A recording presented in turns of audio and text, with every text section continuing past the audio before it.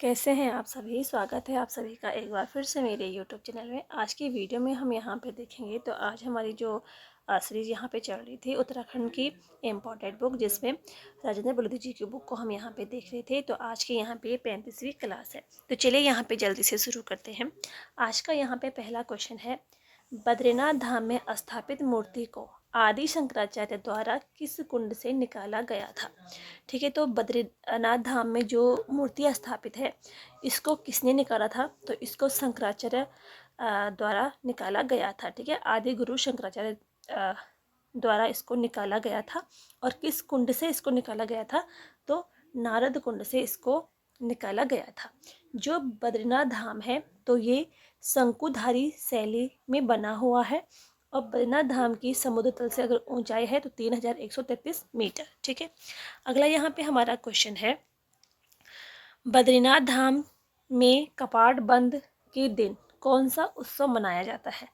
तो बद्रीनाथ धाम में जब कपाट बंद होते हैं तो यहाँ पे कढ़ाई उत्सव मनाया जाता है। ठीक है, इसके अलावा केदारनाथ धाम के कपाट बंद होने पर भतुज उत्सव मनाते हैं। ठीक है, बद्रीनाथ धाम के कपाट बंद होने पे कढ़ाई उत्सव और केदारनाथ धाम के कपाट बंद होने पे भतुज उत्सव मनाया जाता है। बद्रीनाथ मंदिर में कितने भाग हैं, तो बद्रीनाथ जो मंदिर है इसमें 3 भाग हैं। ठीक है, एक है यहाँ पे सिंह द्वार, एक है यहाँ पे मंडल और तीसरा है यहाँ पे गर्भगृह। बद्रीनाथ धाम का जीर्णोद्धार किसने करवाया था, तो दौलत राव सिंधिया ने इसका जीर्णोद्धार करवाया था। नेक्स्ट यहाँ पे हमारा क्वेश्चन है, शीतकाल में बद्रीनाथ धाम की पूजा किस मंदिर में होती है।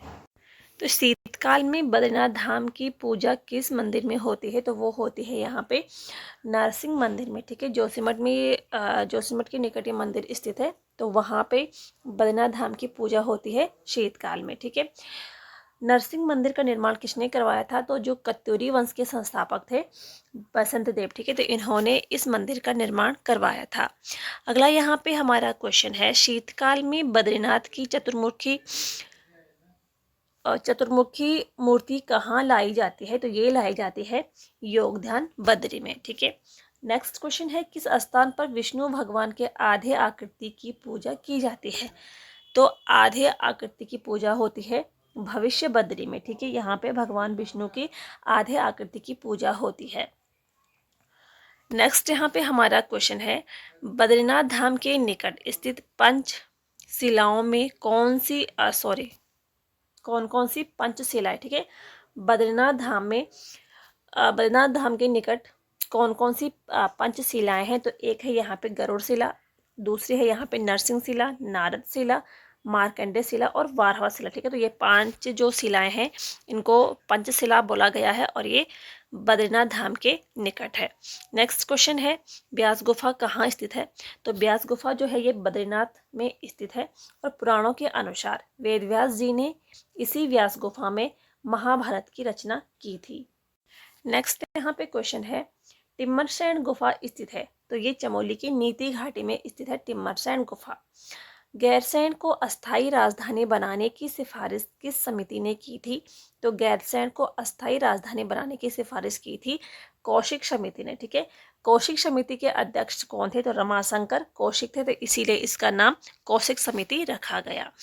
शहीद भवानी दत्त जोशी मेला कहाँ लगता है, तो ये लगता है चमोली के थराली में। ठीक है, नेक्स्ट क्वेश्चन है, किस उत्सव को हिमालय उत्सव भी कहा जाता है, तो वो है यहाँ पे नौठा उत्सव। ठीक है, ये चमोली के आदि बद्री में इसका आयोजन किया जाता है और नौठा उत्सव को हिमालय उत्सव भी कहा जाता है। अगला यहाँ पे हमारा क्वेश्चन है, 20वीं सदी से पहले नंदा राजजात यात्रा कब हुई थी, तो ये हुई थी 1905 में। ठीक है, नंदा देवी के ससुराल क्षेत्र का पहला पड़ाव कौन सा है, तो वो है यहाँ पे कुलसारी। ठीक है, जो नंदा देवी राजजात यात्रा है तो ये प्रत्येक 12 वर्षों में आयोजित की जाती है। ठीक है, इसकी जो शुरुआत होती है तो चमोली के कसुआ गांव के नोटी स्थान से इसकी शुरुआत होती है और इसका अंतिम पड़ाव कौन सा है, तो इसका अंतिम पड़ाव है होमकुंड। ठीक है, इसके अलावा ये जो यात्रा है तो ये 280 ठीक है 280 किलोमीटर की होती है, जो कि 19-20 दिन में ये पूरी की जाती है। इस यात्रा में चारसिंग वाला खाडू, जिसको चौसिंगिया खाडू कहा जाता है, तो इसको यात्रा में शामिल किया जाता है। और नंदा देवी राजात यात्रा का नेतृत्व कौन करते हैं? तो जो कंसवा गांव के राजकुमार होते हैं, तो वो यहाँ पे नंदा देवी राजात यात्रा का नेतृत्व करते हैं। अगला यहाँ पे क्वेश्चन है, नंदा राजात यात्रा का अंतिम पड़ाव कौन सा है? तो वो है यहाँ पे होमकुंड। ठीक है, नंदा देवी के निकट कौन सा ताल है? तो बेनीताल। ठीक है, बेनीताल जो है ये नंदा देवी के निकट स्थित है। नेक्स्ट क्वेश्चन है हमारा, हेमकुंड ताल कितने पर्वतों से घिरा हुआ है? तो ये 7 पर्वत शिखरों से घिरा हुआ है हेमकुंड ताल। नेक्स्ट हमारा क्वेश्चन है, चमोली में आत्मरक्षा कमेटी का गठन कब हुआ था? तो चमोली में आत्मरक्षा कमेटी का गठन होता है 1942 में। ठीक है, इसकी अध्यक्षता किसने की थी? तो कृपाराम मिश्र ने की थी। अगला हमारा क्वेश्चन है, रामायण उत्सव को यूनेस्को द्वारा विश्व की अमूर्त सांस्कृतिक धरोहर कब घोषित किया गया? ठीक है, तो इसको किया जाता है 2 अक्टूबर। ठीक है, 2 अक्टूबर 2009 को। जो रामायण उत्सव है बैसाख में लगता है और 11 से 13 दिनों तक ये लगता है। इसके अलावा 2008 में, ठीक है, 2008 में इंदिरा गांधी राष्ट्रीय कला केंद्र ने दिल्ली में रामायण उत्सव का आयोजन किया था। 2 अक्टूबर 2009 को यूनेस्को ने रामायण को विश्व धरोहर घोषित किया और 2016 में गणतंत्र दिवस के मौके पर उत्तराखंड राज्य की ओर से रामायण की झांकी भी प्रस्तुत की गई थी। अगला यहाँ पे हमारा क्वेश्चन है, रुद्रनाथ किस जनपद में स्थित है? तो जो रुद्रनाथ है ये चमोली जनपद में स्थित है। ठीक है, केदारनाथ, मद्महेश्वरनाथ और तुंगनाथ, ये 3 जो हैं ये रुद्रप्रयाग में स्थित हैं, रुद्रनाथ और कल्पनाथ। ठीक है, तो ये 2 जो हैं तो ये चमोली में स्थित हैं। नेक्स्ट यहाँ पे हमारा क्वेश्चन है, कौन सा केदार पितृ तीर्थ में प्रसिद्ध है? तो वो है यहाँ पे रुद्रनाथ। ठीक है, रुद्रनाथ जो है ये पितृ तीर्थ के लिए प्रसिद्ध है। इसके अलावा ये ब्रह्म कमल के लिए भी प्रसिद्ध है और रुद्रनाथ में भगवान शिव की रौद्रमुख की पूजा होती है। नेक्स्ट जो क्वेश्चन है, रुद्रनाथ की शीतकालीन पूजा कहाँ की जाती है? तो रुद्रनाथ की शीतकालीन पूजा होती है गोपेश्वर में। ठीक है, और ये रुद्रनाथ जो है ये कहाँ स्थित है? तो ये चमोली में स्थित है। भगवान शिव की जटा की पूजा किस स्थान में होती है? तो भगवान शिव की जटा की पूजा होती है कल्पेश्वर में। ठीक है, जो कल्पेश्वर है ये पंचम धाम है। ठीक है, पूरे वर्ष भर ये हमेशा मतलब खुला ही रहता है और ये नागर शैली में बना हुआ है। जो कल्पेश्वर है ये पंचम केदार है। ठीक है, देखो पहला है यहाँ पे केदारनाथ। ठीक है, दूसरा है मद्महेश्वरनाथ, तीसरा है तुंगनाथ, ये तीनों रुद्रप्रयाग में है।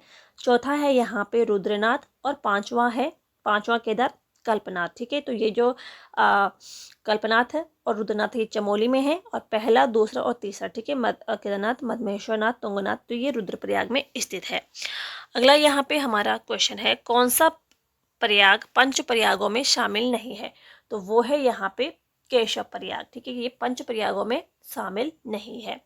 अगला हमारा क्वेश्चन है, नारद मुनि में किस स्थान पर भगवान विष्णु की पूजा की गई थी? ठीक है, तो नारद मुनि में विष्णु प्रयाग में भगवान विष्णु की पूजा की गई थी। तो विष्णु प्रयाग है ये चमोली में स्थित है और यहाँ पे अलकनंदा और धौली गंगा का संगम होता है। ठीक है, इसके अलावा नंद प्रयाग में नंदाकिनी का संगम होता है अलकनंदा से। कर्णप्रयाग तो ये भी चमोली में है, नंद प्रयाग ये भी चमोली में है। कर्णप्रयाग में पिंडर नदी का संगम होता है और रुद्रप्रयाग में मंदाकिनी का संगम होता है और देवप्रयाग में भागीरथी और अलकनंदा का संगम होता है। तो ये थे आज के यहाँ पे क्वेश्चन। उम्मीद है आपको यहाँ पे वीडियो पसंद आया होगा। पसंद आया हो तो लाइक ज़रूर करिए, शेयर करें और चैनल पे नए हैं तो चैनल को सब्सक्राइब ज़रूर करिए। मिलते हैं नेक्स्ट वीडियो में, तब तक के लिए थैंक यू।